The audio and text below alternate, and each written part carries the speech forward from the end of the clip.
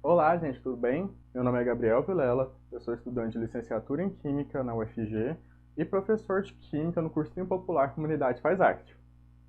Essa é a nossa segunda aula sobre solubilidade de substâncias, e se você não assistiu ou não lembra da primeira aula, pode acessar aqui, vai estar o link aqui. Tem como colocar o link assim na edição? Às vezes colocando no YouTube, né? Na hora de colocar no YouTube dá, né? É, só. Então você pode tentar acessar aqui no link ou embaixo na descrição. É a aula que eu explico como que o sabão destrói a camadinha de gordura do coronavírus, impedindo a infecção nas pessoas. E para explicar isso, eu utilizo dos conceitos das características das substâncias de lipofilia ou hidrofilia. Como eu falei na última aula, hoje nós vamos estudar as moléculas das substâncias a fim de entender por que uma substância vai ser hidrossolúvel ou lipossolúvel de acordo com sua estrutura molecular. Então, vamos nessa. Então, gente, que nem eu já adiantei, nós vamos entender por que algumas substâncias se misturam enquanto outras não. Por que algumas substâncias são miscíveis e outras não. Lembrando do exemplo da água e do óleo que eu dei na última aula. Para entender a solubilidade de uma certa substância, sabe por que ela é solúvel em água e não em óleo, a gente vai ter que voltar em outros conceitos. Nós vamos precisar retomar o conceito de polaridade.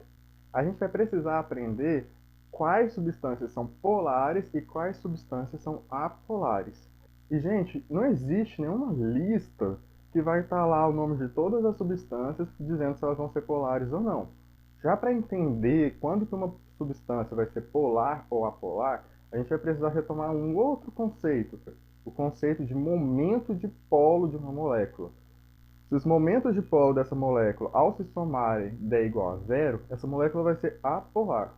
E se os momentos de polo dessa molécula se somarem e o resultado for diferente de zero, essa molécula vai ser polar.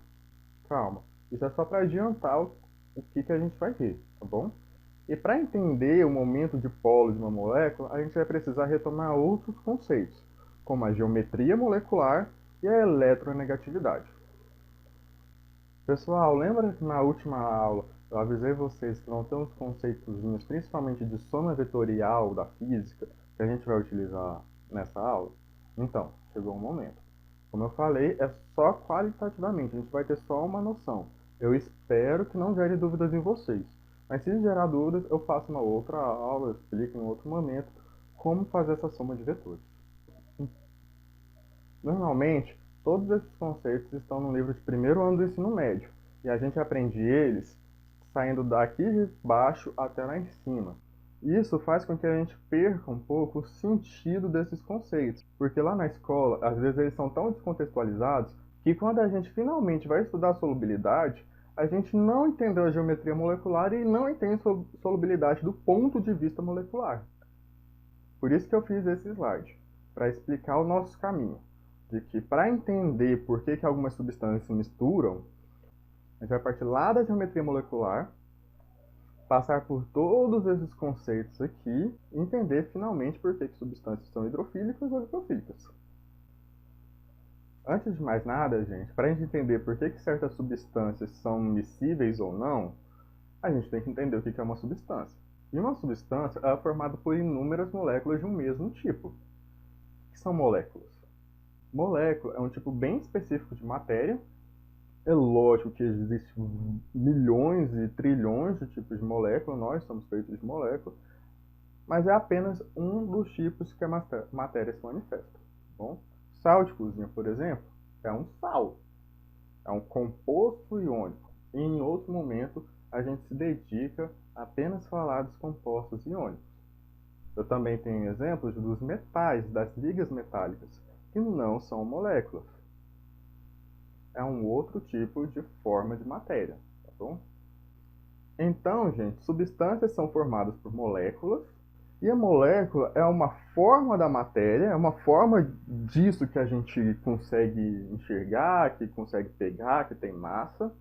E esse tipo de matéria que a gente chama de molécula consiste em dois ou mais átomos que se estabilizam através de um compartilhamento de elétrons.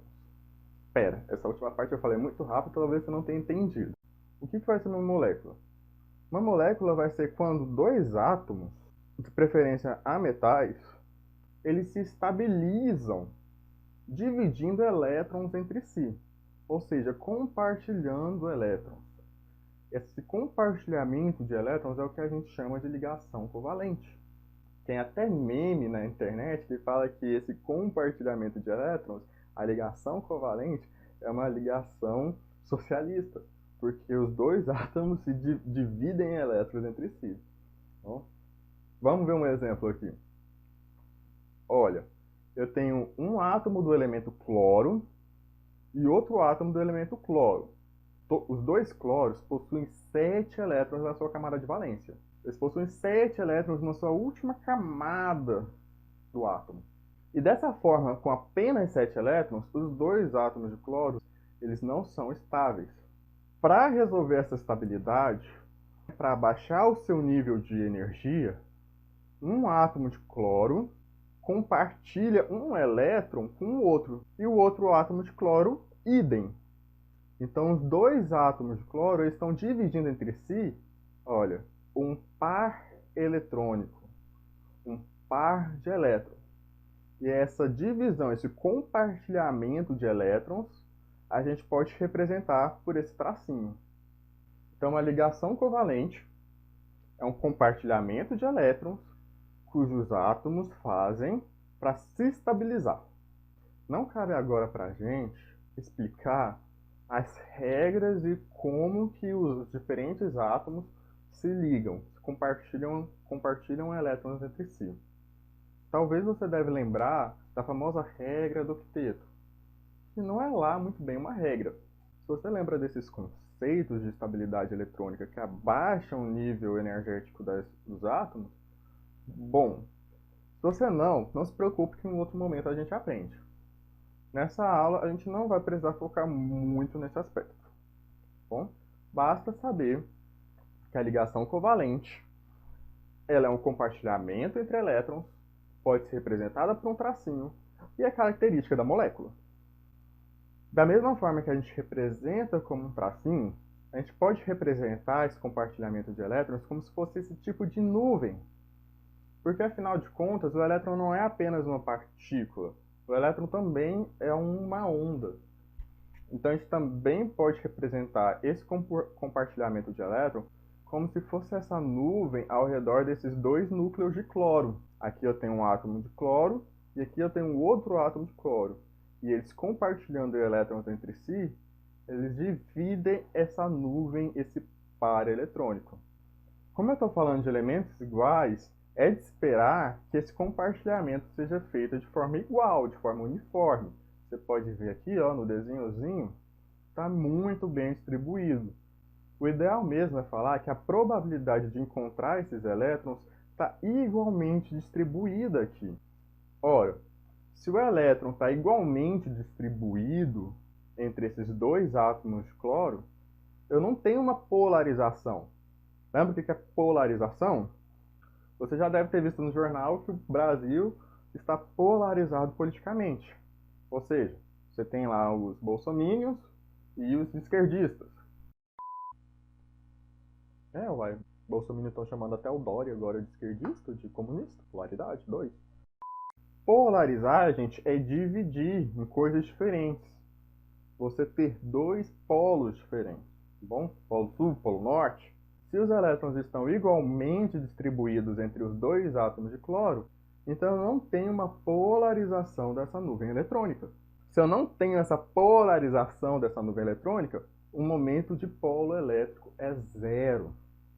Momento, a gente pode entender momento como direção, né? Para onde esses elétrons estão indo. Como eles estão igualmente distribuídos, eles não têm preferência para onde ir.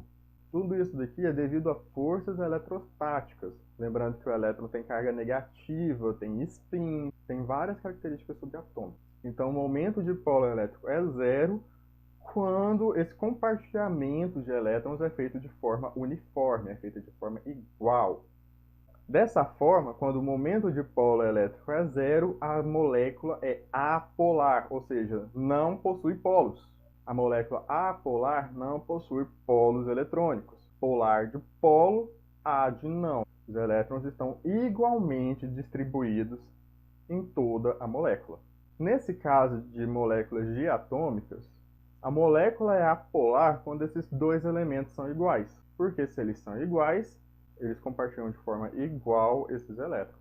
Mas se a molécula tiver dois elementos diferentes, como aqui o ácido clorídrico, o HCl, da mesma forma que no exemplo anterior, o hidrogênio sozinho, ele possui um nível de energia muito alto, e para se estabilizar, ele precisa de um elétron a mais. O cloro também precisa de um elétron para se estabilizar. Então, os dois compartilham entre si, cada um doando um elétron, formando uma ligação covalente. Mas diferente do exemplo anterior, eu tenho dois átomos diferentes, o hidrogênio e o cloro. O hidrogênio está lá na ponta da tabela periódica e o cloro na outra. Será que eles vão dividir igualmente esse par de elétrons? Será que essa nuvem eletrônica vai estar distribuída igualmente entre essa molécula? Não, gente. Quando a gente faz experimentos que medem a eletricidade dessa molécula, a gente percebe que o cloro possui uma carga parcial negativa, enquanto o hidrogênio possui uma carga parcial positiva. Ou seja, os elétrons não têm carga negativa. Isso quer dizer que eles estão mais concentrados no cloro do que no hidrogênio. Então a chance de eu encontrar os elétrons está mais concentrada aqui no cloro do que no hidrogênio. Essa nuvem eletrônica ela não está igualmente dividida, ela não está uniforme. E por que isso se deve? Isso se deve a um conceito agora que a gente vai aprender chamado eletronegatividade. O que é eletronegatividade? É o poder de atração de um átomo sobre elétrons de uma ligação covalente. Como assim? Numa ligação covalente aqui, ó, que tem entre o hidrogênio e o cloro é mais eletronegativo que o hidrogênio. O cloro ele tem maior poder de atração sobre esses elétrons da ligação. Por isso que os elétrons da ligação covalente eles têm a tendência de irem em direção ao cloro. É como se a ligação covalente fosse uma corda e um dos elementos fosse mais forte que o outro. Devido a essa diferença de concentração de elétrons na molécula, a gente fala que tem um vetor de polo na molécula. Os elétrons eles tendem a ir para o cloro, que é mais eletronegativo. O cloro tem maior poder de atração. Se ele possui esse vetor de polo aqui, então o momento de polo elétrico é diferente. Ora, eu não tenho uma carga parcial negativa e eu não tenho uma carga parcial positiva por causa dessa diferente concentração de elétrons. Se eu tenho essa divisão de carga dentro da molécula, eu tenho uma polarização. Eu tenho um momento de polo elétrico. Então, quando o momento de polo elétrico de uma molécula for diferente de zero, ela vai ser uma molécula polar. Então, vamos fazer o volta aqui. Uma molécula polar é uma molécula cujo momento de polo elétrico resultante é diferente de zero. E isso se deve a uma diferença de eletronegatividade entre os elementos da molécula. Um elemento é mais eletronegativo que os outros. E como saber qual elemento é mais eletronegativo que o outro? Para saber qual elemento é mais eletronegativo que o outro, a gente pode ter como guia a tabela periódica. A eletronegatividade de algum elemento na tabela periódica, ela segue esse raciocínio aqui, ó. Se você estiver olhando apenas a coluna, apenas a família, ela vai crescer de baixo para cima. Se eu olhar aqui para a primeira família, a família do hidrogênio, do lítio, dos alcalinos, o elemento menos eletronegativo é o frâncio e o elemento mais eletronegativo é o lítio. Agora, se eu estiver olhando a linha, o período, a eletronegatividade ela cresce da esquerda para a direita. Aqui, por exemplo, no segundo período, o elemento menos eletronegativo é o lítio e o mais eletronegativo é o flúor. Como a gente está aprendendo sobre moléculas, e moléculas são formadas principalmente por ametais, é bom a gente ter em mente a ordem crescente de eletronegatividade desses ametais. E para isso, existe uma série eletronegativa, uma sequência de elementos do menos eletronegativo para o mais eletronegativo. Essa série é essa seguinte série aqui, ó. Flúor, oxigênio, nitrogênio, cloro, bromo, iodo, enxofre, carbono, fósforo e hidrogênio. Sendo o hidrogênio o de menor eletronegatividade e o flúor o de maior. Eu não sou muito a favor da memorização, mas existe um macetezinho muito legal para você aprender essa série de eletronegatividade. Então aqui, meu compatriota, fui ontem no Clube Brasil e só comi pão hoje. Pão, tá bom? Não é professor. Você não vai comer professor hoje, não. Cada letra de cada palavra representa um desses elementos. O flúor é o elemento com maior poder de atração, é o elemento que mais atrai os elétrons de uma ligação covalente, e o hidrogênio, o de menor poder de atração. Só para deixar claro, gente, essa força de atração, essa eletronegatividade, ela é devida a forças eletromagnéticas. A atração eletromagnética que um átomo, que um elemento tem por um elétron. Agora vamos fazer mais alguns exemplos para entender melhor como definir se a molécula vai ser apolar ou polar. Nosso primeiro exemplo aqui é o do gás oxigênio, o O2, o gás que respiramos. A molécula de oxigênio, ela possui duas ligações covalentes. Então, na verdade, eu tenho 4 elétrons sendo compartilhados em duas ligações covalentes, 2 pares eletrônicos compartilhados entre esses dois oxigênios. Eu já falei para vocês que se a molécula é diatômica, tem 2 átomos, e esses 2 átomos são iguais, a molécula é apolar. Mas vamos analisar aqui os vetores momentos de polo de cada átomo para entender um pouco como eles se somam e como essa soma resulta numa molécula apolar. Esse meu primeiro átomo de oxigênio aqui, ele tem uma eletronegatividade. Ele é o segundo elemento mais eletronegativo. Então ele vai ter uma força de atração, ele vai atrair os elétrons dessa ligação para ele. O outro oxigênio é o mesmo elemento. Ele tem a mesma força de atração, ele vai atrair com a mesma intensidade esses elétrons para ele. Então, se eu tenho duas forças em sentidos opostos, e essas duas forças elas têm a mesma intensidade, elas têm o mesmo módulo, elas se cancelam. Como elas se cancelam, é como se eu não tivesse força aplicada aqui. Então, os elétrons eles estão sendo distribuídos igualmente. Se eles estão sendo distribuídos igualmente, a molécula é apolar. Olha esse segundo caso aqui, muito parecido com cloreto de hidrogênio. Só que aqui, em vez do elemento cloro, eu tenho um elemento iodo. O hidrogênio e o iodo dividem entre si um par eletrônico. Eles compartilham entre si uma ligação covalente. Na série eletronegativa, o iodo ele é mais eletronegativo que o hidrogênio. Então, o vetor momento de polo dele é muito maior do que o do hidrogênio. A força de atração dele por esse par eletrônico é muito maior do que a força de atração do hidrogênio. Então, dessa vez, eu tenho duas forças em sentidos contrários, mas uma é muito mais forte, muito mais intensa do que a outra. Quando eu somo aqui, o vetor resultante aponta para o iodo. Aponta no mesmo sentido do mais forte, do de maior intensidade. Dessa forma, os elétrons, então, tendem a se concentrar no iodo. E, portanto, o iodo possui uma carga parcial negativa. Se os elétrons se afastam do hidrogênio, se a carga negativa se afasta do hidrogênio, o hidrogênio, então, possui uma carga parcial positiva. Eu tenho aqui, então, uma polarização de cargas.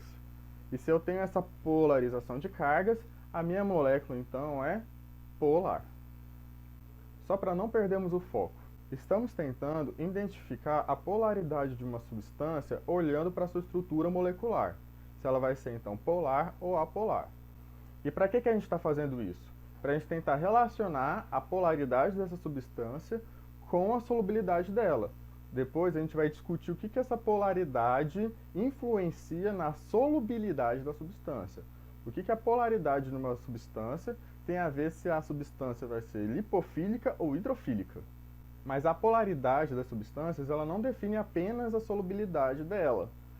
Ela influencia também na sua temperatura de ebulição e fusão, na sua viscosidade, e ela também influencia todas as propriedades que estão relacionadas às interações intermoleculares.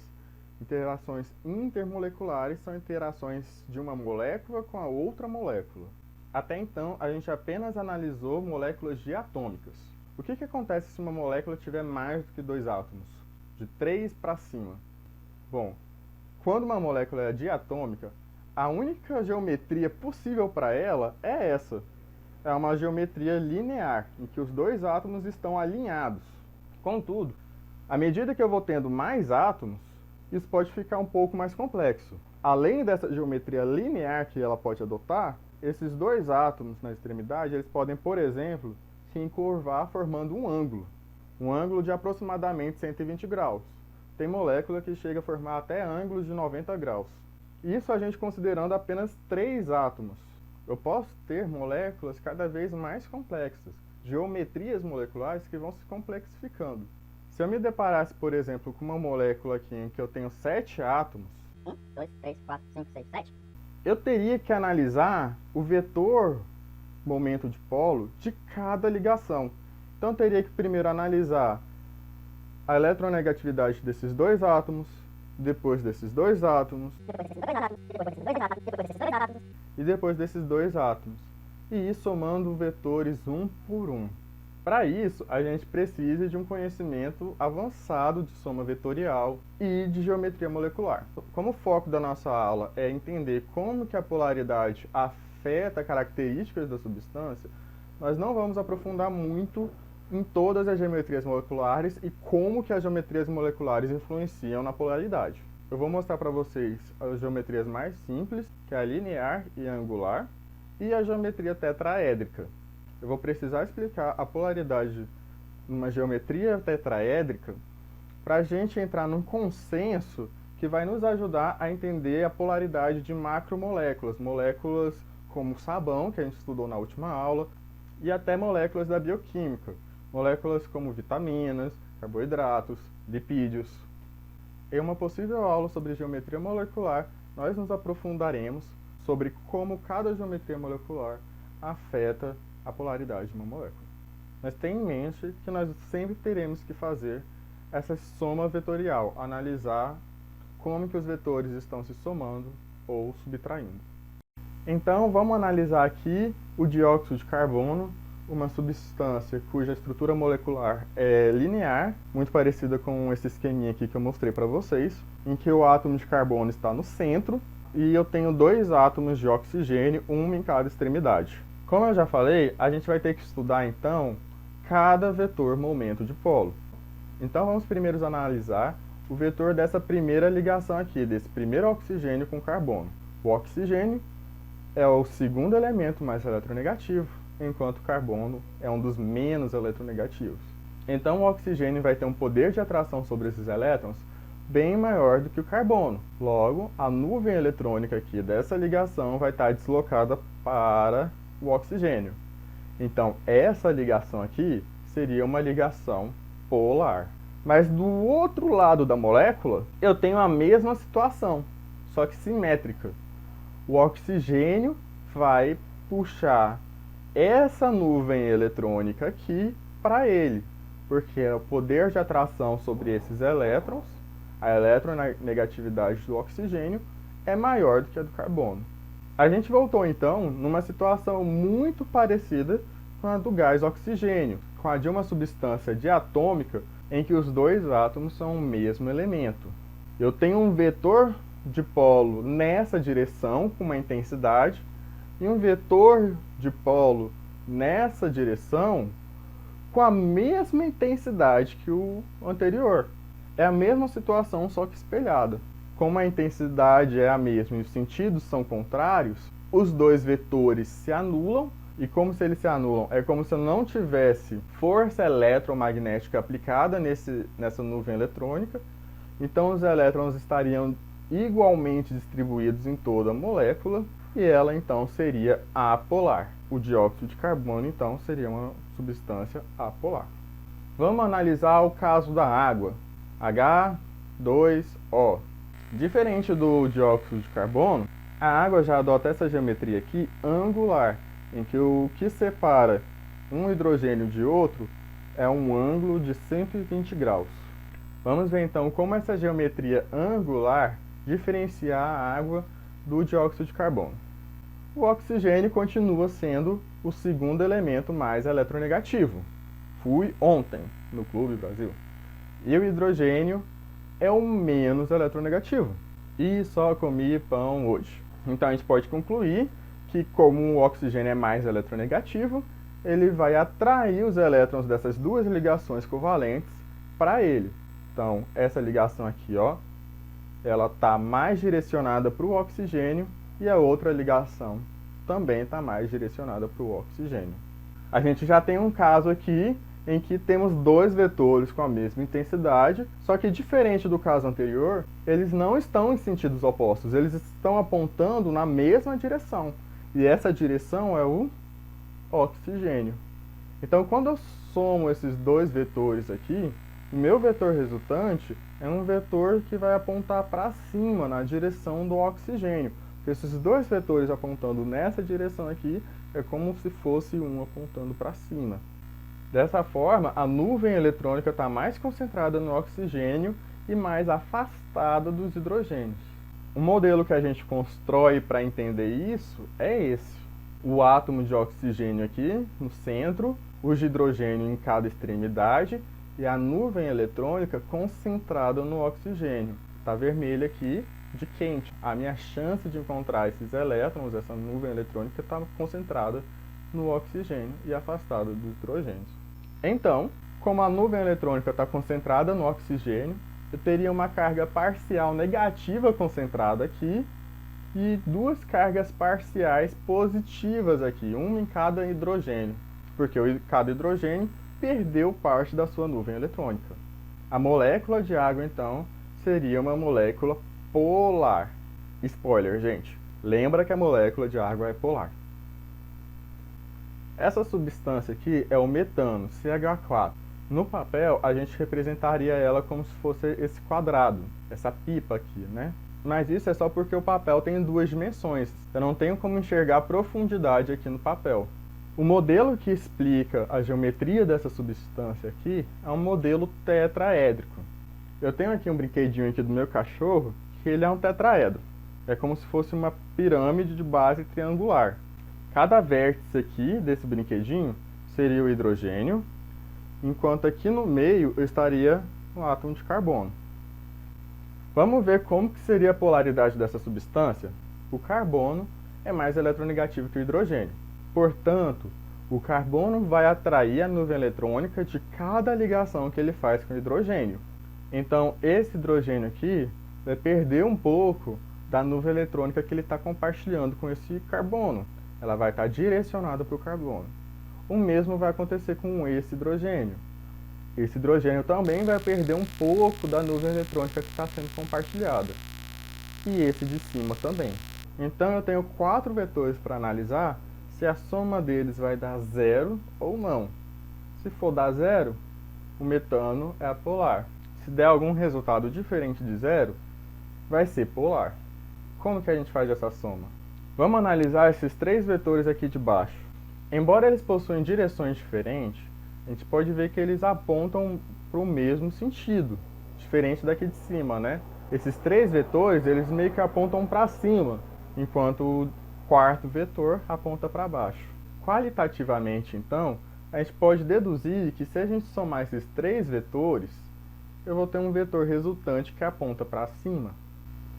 E meu consagrado, você acredita se eu te falar que esse vetor resultante da soma dos 3 vetores daqui de baixo, ele possui a mesma intensidade que o vetor daqui de cima, que aponta para baixo? Eu vou pedir para você acreditar em mim, porque caso você não acredite, a gente teria que fazer a soma de cada um desses vetores, inclusive calcular o módulo da força deles, e isso daria um trabalho que eu vou deixar para o professor de física explicar. Se você concordar comigo que dá para enxergar que somando aqui, ó, meio que qualitativamente, assim, só por estimativa, esses três vetores vai dar um vetor para cima, e esse vetor que dá para cima tem o mesmo valor que esse que aponta para baixo, para mim eu já estou no lucro. Então esse vetor resultante tem a mesma intensidade que o vetor que sobrou e, portanto, eles se anulam. Se anulando assim, então eu não tenho mais nenhum vetor. A soma de todos eles deu zero. E se a soma de todos eles deu zero, o metano então seria uma molécula apolar. Agora eu quero analisar com vocês por outra perspectiva. Em vez de analisar toda essa soma vetorial que a gente teria que fazer dos momentos de polo de cada ligação, vamos analisar a eletronegatividade tanto do carbono quanto do hidrogênio. A eletronegatividade do carbono e do hidrogênio é muito baixa. E além de ser muito baixa, é muito próxima uma da outra. Então o carbono e o hidrogênio possuem quase que a mesma força de atração sobre os elétrons de uma ligação covalente. Dessa forma, a gente pode considerar uma ligação covalente entre o carbono e o hidrogênio quase que apolar. Não é apolar porque apolar é zero, é quando não tem nenhuma diferença. Mas como é muito próximo, é quase que apolar, tende a zero, é quase zero. Então a gente vai entrar num consenso aqui de que ligação carbono e hidrogênio é praticamente apolar. Tudo bem? Então o nosso acordo entre eu e você é que a ligação carbono-hidrogênio pode ser considerada uma ligação apolar. Os dois elementos possuem eletronegatividade muito baixa, o que resulta um momento de polar resultante muito baixo, próximo a zero. E por que é importante esse consenso nosso e esse exemplo do metano? Porque o metano é a substância orgânica mais simples que existe. É uma substância orgânica com apenas carbono e hidrogênio. Entendendo essa apolaridade do metano, a gente pode fazer essa generalização para quando a molécula orgânica for muito grande. Como nesse exemplo aqui. Essa estrutura molecular é da substância ácido etanóico, que também possui o nome comercial de ácido acético. Você tem contato com essa substância no vinagre. O vinagre ele é uma solução 4% de ácido acético. Isso quer dizer que a cada 100 volumes de vinagre, em 100 ml de vinagre, eu tenho 4 gramas de ácido acético. O ácido acético aqui, pessoal, possui muito mais ligações do que qualquer substância que a gente já estudou até agora. Imagina eu analisar os vetores momentos de polos de cada ligação aqui e ter que fazer a soma de cada um para determinar se a molécula vai ser polar ou não. Para evitar esse trabalho todo, a gente vai utilizar do nosso acordo do slide anterior. Olha aqui, toda essa parte aqui, ó, são apenas ligações carbono e hidrogênio, que podem ser consideradas ligações apolares, e uma ligação carbono-carbono, que por ser o mesmo elemento, também é uma ligação apolar. Então, toda essa parte aqui, a gente já pode determinar que ela possui uma característica apolar. Uma característica que, se não for zero, pelo menos é muito próximo de zero. Então, agora, me basta analisar a outra extremidade, o que torna o meu trabalho muito mais simples. Já vimos que o oxigênio é um dos elementos mais eletronegativos. Então, esse oxigênio aqui de cima vai atrair a nuvem eletrônica dessa ligação para ele. Eu tenho um vetor aqui, então, momento de polo, nessa direção. Esse outro oxigênio aqui também vai atrair tanto dessa quanto dessa. Então, eu tenho aqui um vetor que vai estar concentrado nesse oxigênio. Pela regra do paralelogramo, se eu somar esses dois vetores aqui, ó, eu vou ter um vetor resultante nessa direção. Então, a nuvem eletrônica dessa molécula toda, pelo menos dessa parte, está concentrada aqui, nessa direção. Então, eu posso dizer que essa parte é uma parte polar. Olha que interessante. À medida que a molécula for ficando maior, ela não vai ter apenas uma característica, mas várias. como um todo, analisando a molécula como um todo, a gente pode definir que ela é polar, porque existe uma certa polaridade aqui. Mas analisando as partes da molécula, nós vemos que ela tem uma extremidade apolar e a outra extremidade polar. Isso vai ficar mais interessante agora, porque a gente vai analisar a estrutura do sabão que a gente viu na última aula. No exercício que resolvemos na última aula, tinha essa estrutura molecular do sabão. E eu falei que posteriormente, na nossa segunda aula, que é agora, a gente entenderia melhor como analisar a estrutura. A primeira observação que eu quero mostrar para vocês é esse errinho aqui, ó. Eu peguei essa imagem aqui de propósito na internet para mostrar como alguns sites de estudo são desatentos em algumas definições e alguns conceitos. O oxigênio é um ametal e o sódio, ele é um metal. Lembra que eu falei para vocês que o tracinho era uma ligação covalente? E uma ligação covalente é uma ligação entre dois ametais. Um metal e um ametal fazem um outro tipo de ligação, uma ligação que a gente posteriormente estuda, a ligação iônica. E a ligação iônica não é representada por esse tracinho. Então eu peguei essa imagem aqui de propósito só para mostrar para vocês esse erro aqui, esse equívoco, que não acontece só na internet. Eu já vi até livro didático de ensino médio, já vi até professor ensinando assim, e é um equívoco. Embora possa parecer um erro fútil, não é. Isso é uma representação errada. É como escrever mais com i no lugar de mais. Possui um entendimento diferente do que representa na realidade. Tá. Outra diferença que a gente pode notar nesse esquema dessa estrutura é que eu tenho poucos elementos representados. Tem apenas 3 hidrogênios, carbono, 2 oxigênios e o sódio. O que quer dizer toda essa ondinha aqui, né? Como essa molécula ela é muito grande, isso é uma forma de simplificação da estrutura dela. Cada vértice aqui representa um átomo de carbono. Então, cada um desses vértices representa um átomo de carbono. Concorda comigo que se eu representasse todos esses átomos de carbono, a imagem não seria um pouco saturada de informação? Eu não teria muita coisa para ver? Por isso a gente omite esses átomos de carbono, representando eles por essas pontinhas. Além disso, cada átomo de carbono, nesse caso, está ligado a 2 hidrogênios. Então, a imagem ficaria ainda mais saturada se eu representasse os átomos de carbono e todos os hidrogênios que estariam ligados a eles. Então, por enquanto, basta saber que caso você veja alguma estrutura dessa forma, os vértices, as pontinhas, representam átomos de carbono, enquanto os traços representam as ligações entre esses átomos de carbono. Vamos determinar a polaridade, então, dessa substância. Se eu acabei de falar para vocês que tudo isso daqui são átomos de carbono ligados a hidrogênio, então toda essa parte a gente pode definir ela como apolar, por causa do nosso acordo de que as ligações carbono e hidrogênio vão ser ligações apolares. Portanto, falta analisar apenas essa outra extremidade, que por acaso ela é muito parecida com o nosso exemplo anterior, não é? Do ácido acético. Aqui eu teria um átomo de carbono, dupla ligação com oxigênio, simples ligação com oxigênio, só que no lugar do hidrogênio, aqui eu tenho um metal.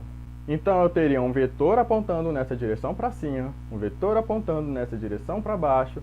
Se eu somasse os dois, eu teria um vetor que apontaria nessa diagonal aqui. Portanto, essa extremidade da molécula é uma extremidade polar. Para quem viu a última aula, esse esqueminha aqui te lembra alguma coisa? Você lembrou daquele pirulito lá, que a gente representou a molécula de sabão?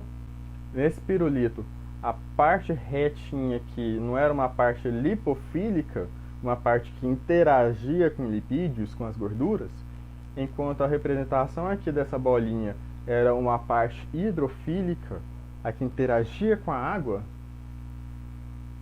Você já consegue imaginar algum paralelo aqui entre apolar e lipofílico e polar e hidrofílico? Você lembra se a água era polar ou apolar? Spoiler, gente. Lembra que a molécula de água é polar. Outra estrutura muito similar do sabão é a do detergente. Novamente, eu tenho toda aqui uma cadeia de carbonos ligados uns aos outros, e numa extremidade eu tenho aqui 3 oxigênios. Ó, o sódio aparece da mesma forma, e aparece errado ainda por cima, vixe Maria, puta que... E um grupo aqui, ó, e esse grupo todo aqui, ó, oxigênio, enxofre, são átomos muito eletronegativos. Lembra comigo? Fui ontem no Clube Brasil e só. Então, ontem e só. Átomos muito eletronegativos. Essa parte toda aqui sendo carbono e hidrogênio, então, a gente já viu que a gente considera ela sendo apolar. E se eu tenho aqui esse grupo aqui muito eletronegativo, oxigênio, enxofre, essa parte aqui vai ser uma parte polar. Novamente, eu tenho o desenho do pirulito, em que o caule do pirulito é uma parte lipofílica e a parte redonda é hidrofílica. Então você já pode ter deduzido que a polaridade está relacionada com a hidrofilia, enquanto a apolaridade está relacionada à lipofilia. Isso é o que a gente chama de princípios dos semelhantes. Ao fazer essas observações, percebe-se que semelhante dissolve semelhante. Como assim? Substâncias polares, elas vão interagir e dissolver com outras substâncias polares. Lembra que a água era polar? Spoiler, gente. Lembra que a molécula de água é polar. Então, todas as substâncias polares vão interagir, vão dissolver com a água, que também é polar. Já as substâncias apolares vão interagir com outras substâncias apolares, vão dissolver com outras substâncias apolares. Os lipídios, gente, são grandes cadeias carbônicas e, portanto, são muito apolares. Bob, late não porque eu tô gravando aqui. Logo, uma substância apolar vai interagir com lipídios, vai ser lipofílica. Por isso que substâncias polares são hidrofílicas, elas são hidrofílicas, são lipofóbicas, e substâncias apolares são lipofílicas, hidrofóbicas. Vamos fazer o nosso resumo aqui para resolver os exercícios. Vinheta resumo. Então, a solubilidade de uma substância, o caráter lipofílico ou hidrofílico de uma substância, ela é definida de acordo com a sua polaridade. Se a substância for polar, ela vai interagir e dissolver em outras substâncias apolares. Se a substância for apolar, ela vai interagir e dissolver em outras substâncias apolares. Como a água é polar, substâncias polares vão interagir com a água e, portanto, vão ser hidrofílicas. São hidrofílicas, são lipofóbicas. Como gorduras são apolares, substâncias apolares são lipofílicas, interagem com gorduras e, portanto, são hidrofóbicas. A polaridade de uma substância ela é definida pelo seu momento de polo. Se o momento de polo das ligações somarem e dar zero, ela é uma molécula apolar.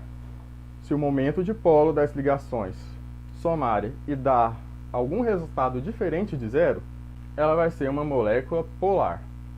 Esse momento de polo ele é resultado de uma diferença de eletronegatividade entre dois elementos. A eletronegatividade é a força de atração que um elemento tem sobre os elétrons dessa ligação covalente que ele faz. Então, um elemento compartilha elétrons com outro elemento, mas ele exerce uma força de atração sobre esses elementos. Se a soma dessas forças for igual a zero, a molécula é apolar. Se a soma dessas forças for diferente de zero, a molécula é polar. E para eu somar essas forças, é fundamental eu conhecer a geometria da molécula. Viu como a gente permeou todos esses conceitos aqui para explicar a solubilidade? Por isso é importante a gente ter essa imagem do todo para conseguir explicar uma coisa única. Agora então, nossa hora de exercícios. Vinheta exercícios. Então agora vamos tentar resolver duas questões do Enem, as duas de 2017. A primeira essa, pausa o vídeo, tenta resolver, deixa eu tirar eu aqui. E quando você tiver terminado, dá play e vê se acertou. Olha, vou ler a questão então. Os polímeros são materiais amplamente utilizados na sociedade moderna. Alguns deles na fabricação de embalagens e filmes plásticos, por exemplo. Na figura, estão relacionadas estruturas de alguns monômeros usados na produção de polímeros de adição comuns. Bom, até agora parece que eu não ensinei nada disso para vocês, né?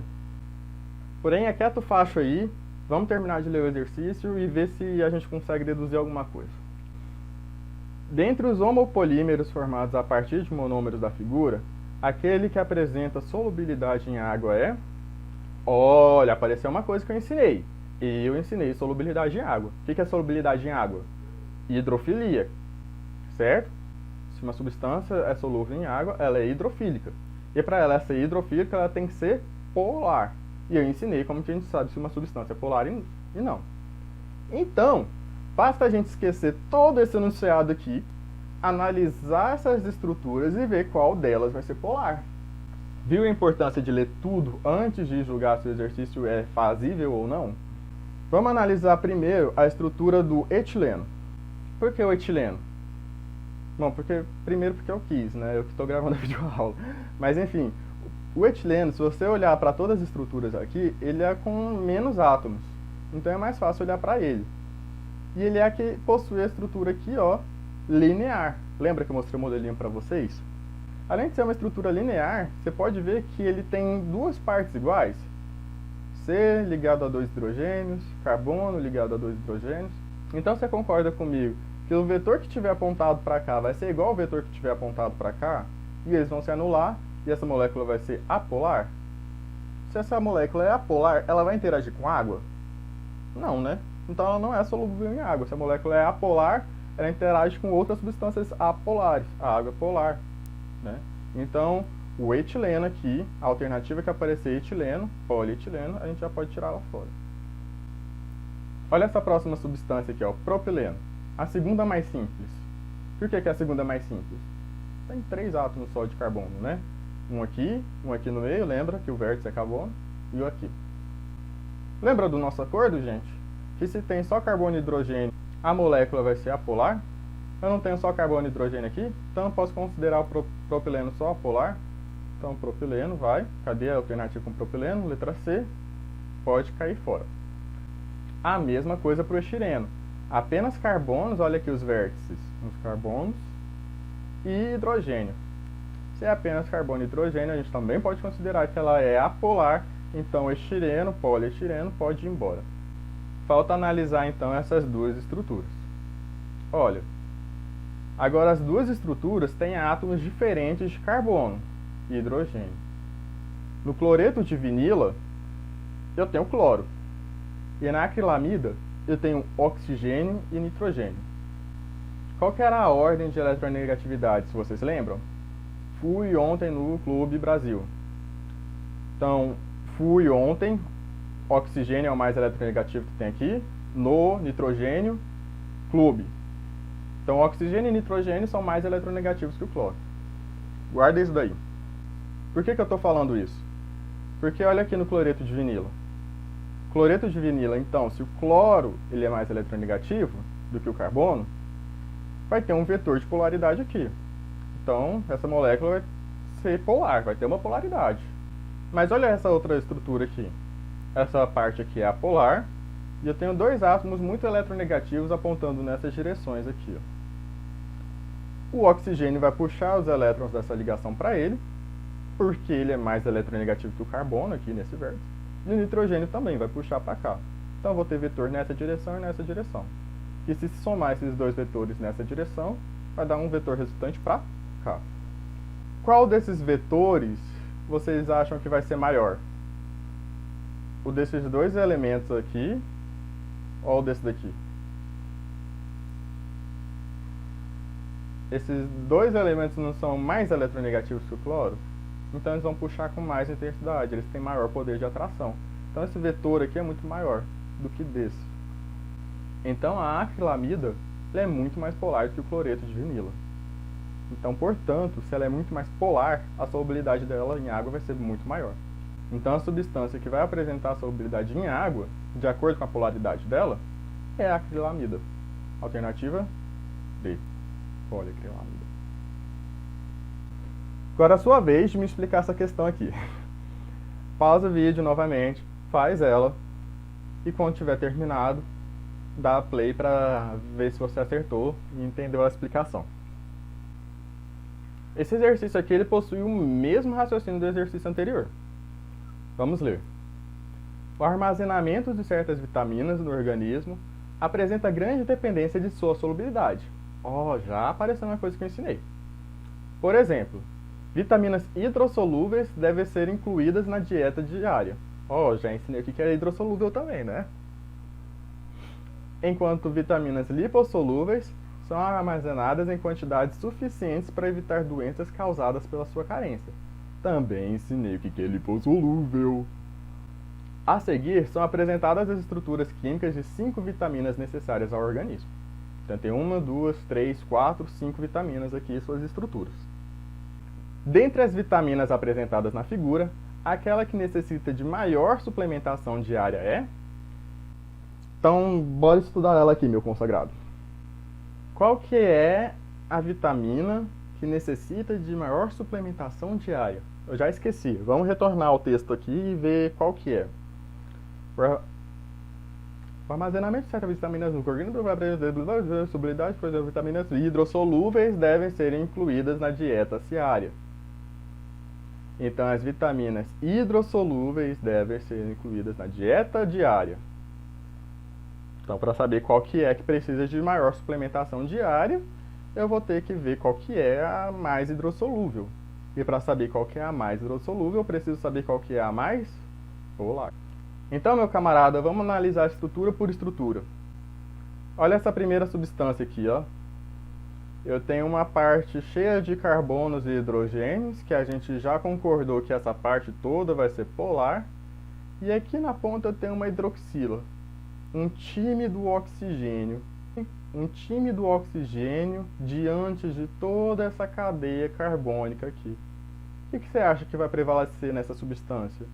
Polaridade ou apolaridade? Se eu tenho muito mais cadeia carbônica, o que vai prevalecer nela vai ser a apolaridade. Eu vou ter um caráter polar, mas muito baixo. Então a polaridade dela vai ser muito pequena, ela vai ser quase que polar, tá bom? Olha a substância 2 aqui, ó, gente. Novamente, eu tenho uma cadeia carbônica enorme, enorme, enorme, enorme. E olha só, esses dois oxigênios aqui, um em cada ponta. Imagina que se eu tenho um vetor para cima, esse oxigênio vai puxar os elétrons para cima, e esse oxigênio vai puxar os elétrons para baixo. Vai se anular, não vai? Então essa molécula também é quase nada polar. Ela pode ser até uma molécula apolar. Mas como a gente não vai somar todos esses vetores, a gente vai falar que a polaridade dela também é muito baixa. Inclusive ela seria até mais baixa do que a do número 1. Olha a 3 aqui. A 3 já é uma substância aqui que foge um pouco do que estava acontecendo na 1 e na 2, não é? Olha o tanto de oxigênios que eu tenho espalhado aqui nessa estrutura. Eu tenho aqui, ó, um grupo éster, hidroxilas, e cada um apontando em cada direção. Imagina ter que somar todos esses vetores aqui, ó, em cada um em direção. No Enem você vai ter 2 minutos para resolver essa questão, então você não vai fazer isso. Mas você pode já imaginar que essa molécula pelo menos vai ser mais polar do que essas outras duas. Não há de convir comigo? Então a gente já faz essa observação e tem aqui uma boa concorrente para a resposta. A número 4 e a número 5 são muito parecidas com a 1 e a 2. Olha aqui na número 4, tanto de carbonos e hidrogênios que eu tenho, em comparação ao único oxigênio. Então eu tenho toda uma parte apolar em comparação com apenas um único oxigênio que vai deslocar um pouquinho aqui a nuvem eletrônica. Então a gente pode falar que a 4 também tem uma polaridade muito baixa, e a mesma coisa a gente vai poder falar para a 5. que eu tenho aqui todos esses carbonos e hidrogênios e apenas 2 oxigênios aqui. Então, o efeito eletronegativo desses oxigênios vai ser quase nulo. Portanto, a vitamina aqui vai ser mais polar e logo vai ser mais hidrossolúvel. Isso vai ser hidrossolúvel, vai precisar de dieta diária. É a vitamina 3, letra C. Então, gente, muito obrigado por ter acompanhado essas 2 aulas. Deu um trabalhão danado. Para eu fazer esse material não bastava saber apenas o conhecimento químico do nosso conteúdo. Eu precisei aprender edição de vídeo, o que me deu muita dor de cabeça. Então eu fico muito feliz de você ter acompanhado até aqui. Eu estou disponibilizando uma lista de exercícios, o download vai estar lá na link. Quem já é do grupo do Faz Arte já tem acesso. Se você quiser resolver e me mandar para eu corrigir, fique à vontade, meu e-mail também vai estar na descrição. Eu ainda não tenho em mente o conteúdo de uma próxima videoaula, porque eu sinceramente espero que a gente possa, num momento breve, voltar nossas atividades, superando e vencendo essa pandemia.